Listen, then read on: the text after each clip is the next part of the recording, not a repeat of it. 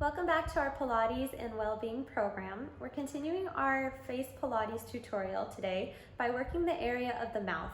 Our next exercise is called the kiss, and we're going to be basically creating a suction against our fingertips like that. That creates the contraction, and then we're gonna hold it out, okay?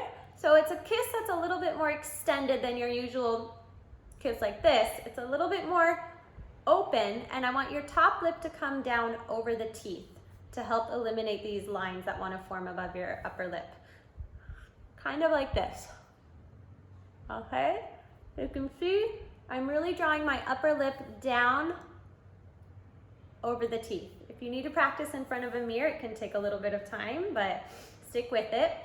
Now to do the exercise, we suck in against the fingertips. 5,